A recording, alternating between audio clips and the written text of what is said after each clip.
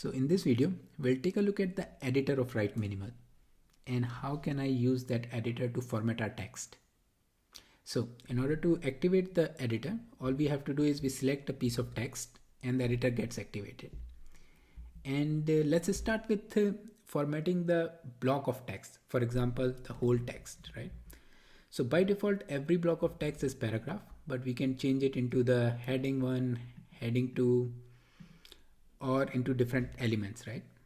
So also, like, editor has a built-in undo redo. So if I do Control Z, I do undo, and if I do Control Shift Z, it does redo, right? So that functionality is built in there.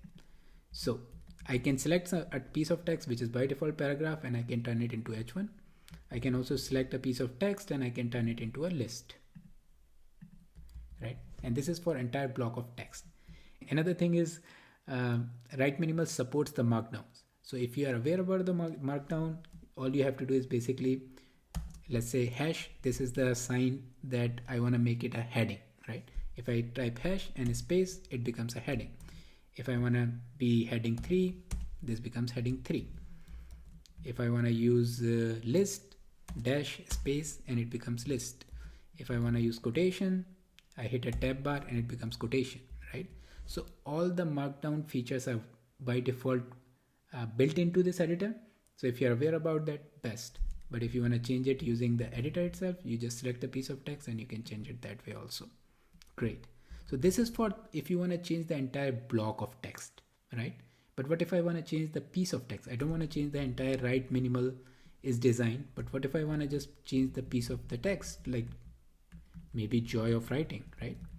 In that case, once you select it, again, everything you can either use it using the shortcuts or you can select it using the editor.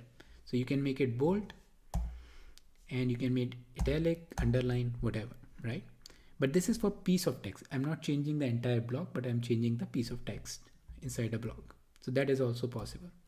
Also, it is possible to change the color of the text. For example, if I want to make this text into red, that is also possible. Let's say if I want to highlight the text, I can change the background of the text and it looks like I have highlighted the text, right? And I can do a strike through to change the list item, right? So even though editor might be looking very simple, but it is powerful enough to satisfy variety of formatting needs.